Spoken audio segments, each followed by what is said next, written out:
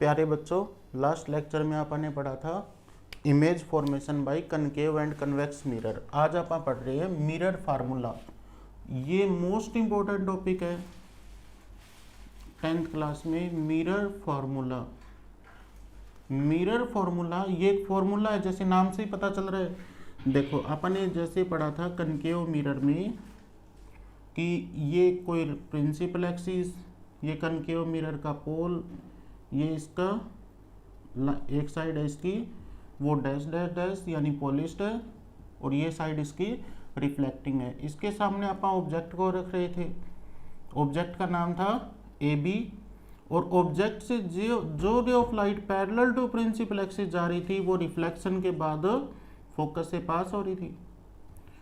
एक रे of light को आप जो ray of light parallel to principal axis जाएगी, जैसे यहाँ पे अपन सेंटर नाम दे देते हैं, तो एक रे ऑफ लाइट को अपने सेंटर में से पास करवाया था, और जो रे ऑफ लाइट सेंटर से जाती है वो टकरा के वापस चली जाती है।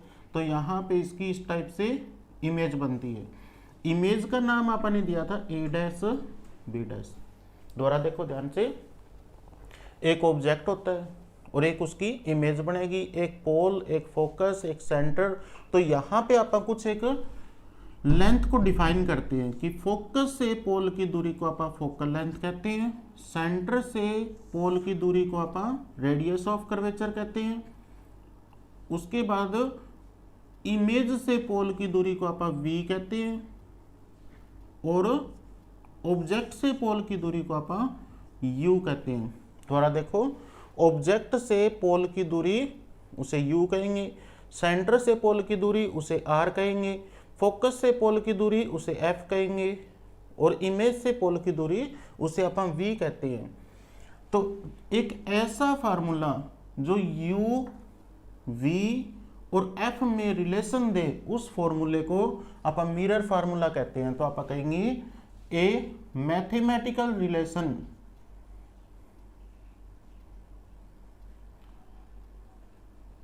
a mathematical relation between position of object, object की पोजीशन को आप u से एक्सप्लेन करते हैं, पोजीशन ऑफ इमेज इसे आप v से डिनोट करते हैं, and focal length of a mirror is called mirror formula।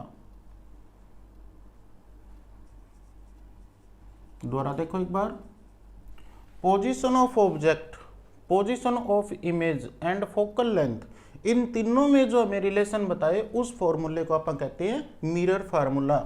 Mirror formula को अपन इस टाइप से एक्सप्लेन करते हैं, 1/f is equal to 1/u plus 1/v।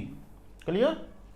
तो it is your mirror formula, 1/f is equal to 1/u plus 1/v। इसके बाद जो अपना सेकेंड टॉपिक आता है that is linear magnification. Magnification का मतलब होता है किसी भी चीज को बड़ा करके दिखाना, पर यहाँ पे लीनियर मैग्निफिकेशन का मतलब है ratio of height of image to the height of object. Clear? Ratio of height of the image to the height of the object. तो आप कहेंगे कि लीनियर मैग्निफिकेशन,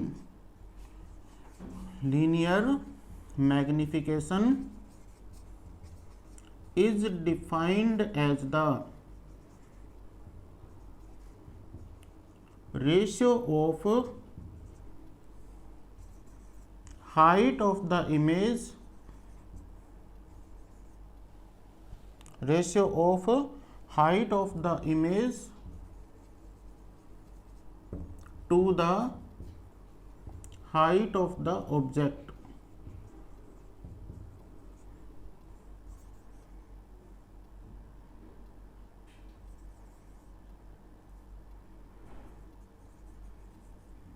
लीनियर मैग्निफिकेशन को आप m से डिनोट करते हैं, इट इज डिनोटेड बाय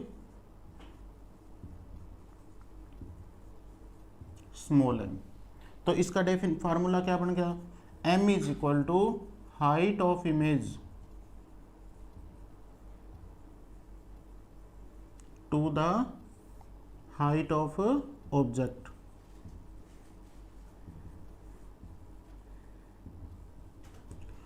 अब इस डायग्राम में देखो, हाइट ऑफ द इमेज आप ए डैश बी डैश लेंगे, हाइट ऑफ द ऑब्जेक्ट आप ए बी लेंगे। तो यहाँ पे आप ऐसे लिख सकते हैं A dash B dash upon में A B, A dash B dash upon में A B. A dash B dash को आप इमेज भी कह सकते हैं और ए बी को आप ऑब्जेक्ट कह सकते हैं। तो magnification is equal to I by O, magnification is equal to A dash B dash upon में A B is equal to I by O. अब एक चीज देखो बेटा, A B C, A dash B dash C, C इन दोनों में common है, ये दोनों 90 डिग्री, A B C and A dash B dash C triangle में, from triangle A B C and triangle A dash B dash सी, दोनों triangle similar है, बोथ आर सिमिलर। अगर सिमिलर है तो आप कहेंगे इनकी साइड प्रोपोर्शनल होगी, क्योंकि दो ट्रायंगल अगर सिमिलर हो तो उनकी साइड प्रोपोर्शनल होती है, मतलब हाइट ऑफ द इमेज बटे ऑब्जेक्ट बराबर होगा इसका बेस बटे इसका बेस। देखो ये परपेंडिकुलर, ये भी परपेंडिकुलर, ये बेस, तो आप इसको ऐसे लिख सकते हैं कि ए डैश बी डैश अपॉन में ए बी इक्वल टू होगा ए डैश सी, या आप है ना इसको ऐसे भी कह सकते हो कि एक बार रे लाइट ड्रा कर लो यहाँ पे इस टाइप से। तो ए बी पी और A dash B dash P, ये दोनों ट्रायंगल भी सिमिलर है, A B C and A dash B dash P both are similar. क्यों? क्योंकि ये एंगल ऑफ इंसिडेंस, ये एंगल ऑफ रिफ्लेक्शन, ये रे ऑफ लाइट आई यहाँ पे रिफ्लेक्ट होकर इधर गई, तो ये ray of light incident, angle of incidence is always equal to angle of reflection. अगर ये एंगल आई और ये आर इक्वल है तो ए बी पी और A dash B dash P दोनों सिमिलर होंगे, सिमिलर होंगे तो A dash B dash upon में ए बी इक्वल टू होगा पी ए डैश अपॉन में पी ए पी, यानी इस ट्रायंगल का ए बी पी ट्रायंगल का बेस ए पी है, A dash B dash P triangle का बेस पी ए डैश है। तो परपेंडिकुलर बटे परपेंडिकुलर बराबर है बेस बटे बेस के। तो A dash B dash upon में A B is equal to P A dash upon में पी ए। तो पी ए डैश को आप क्या लिख सकते हैं, इमेज से डिस्टेंस कितनी है v, तो माइनस v अपॉन में पी ए, ये भी माइनस u। यहाँ पे माइनस साइन क्यों दिया आपने, क्योंकि देखो पी ए आप इस डायरेक्शन में डिस्टेंस माप रहे हैं, अगर पोल से आप इस डायरेक्शन में डिस्टेंस मापोगे तो नेगेटिव, पोल से अगर इस डायरेक्शन में डिस्टेंस मापोगे तो पॉजिटिव, तो ये माइनस माइनस प्लस हो गए। तो यहाँ पे देखो A dash B dash upon में A B is equal to P A dash upon में P A is equal to V by U. तो ये वैल्यू अगर आप m में पुट करें तो m इज इक्वल टू आ गया ए डैश बी डैश।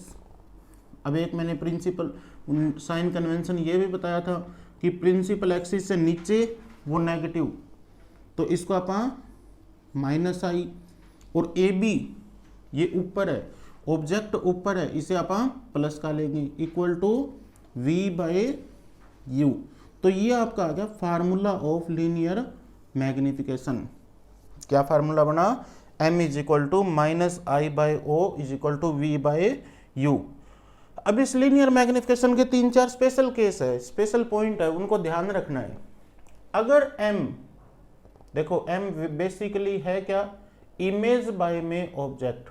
अगर मैं ये कहूं कि इमेज ऑब्जेक्ट से 5 गुना बड़ी है तो मैग्निफिकेशन कैसी आई, इमेज तो 5 और ऑब्जेक्ट 1, तो आंसर क्या आया 5। यानी जब इमेज बड़ी होगी तो मैग्निफिकेशन 1 से ज़्यादा होगी। अगर m 1 से छोटा है तो मतलब इमेज स्मॉलर बनेगी। तो यहाँ पे आप कुछ एक पॉइंट डिफाइन कर रहे हैं कि अगर m, if m is greater than 1, then height of the image, height of image will be greater than object. Second इसका पॉइंट कि अगर m, if m is less than 1, then image will be smaller than object. अगर m less than 1 है तो image small बनेगी। अगर m equal to 1 है, if m equal to 1, then image will be, image और object की हाइट same होगी। Image will be of same size as that of object. Clear? अगर m इक्वल टू 1 है तो इमेज और ऑब्जेक्ट है उनकी जो साइज है वो सेम होगा। एक चीज और, अगर if m equal to negative है, अगर m की वैल्यू नेगेटिव आती है, देखो कैसे m यहाँ पे दोनों आ रहे हैं। m अगर आप इस इक्वेशन को देखें तो m की वैल्यू नेगेटिव है, अगर आप इनको देखें तो पॉजिटिव है, पर आपको हमेशा i बाई o को देखना है। अगर m इक्वल टू नेगेटिव है तो इमेज है वो रियल बनेगी। यहाँ पे देखो इमेज है वो रियल बन रही है। तो if m equal to negative then image will be real and inverted. Next point, अगर m की value, if m equal to positive है, then image will be virtual and erect. अगर m पॉजिटिव है तो इमेज होगी virtual and erect. अब इस question के ऊपर, इस मिरर फार्मूला और लीनियर मैग्निफिकेशन के ऊपर आपके फाइनल एग्जाम में एक न्यूमेरिकल आता है, पक्का आता है। तो मैं न्यूमेरिकल बता रहा हूं आपको कि जैसे आपकी एनसीईआरटी का ही न्यूमेरिकल है ये, कि एक convex mirror used for rear view on a automobile has a radius of curvature of 3 metre. एक कन्वेक्स मिरर है, रियर व्यू मिरर कहते हैं इसे, क्योंकि ये पीछे की चीजों को देखने के काम आता है। तुमने देखा होगा कि बाइक वगैरह पे जो मिरर लगा होता है उसके ऊपर लिखा होता है कि object in the mirror is nearer than it appear, मतलब वो नजदीक करके दिखाता है।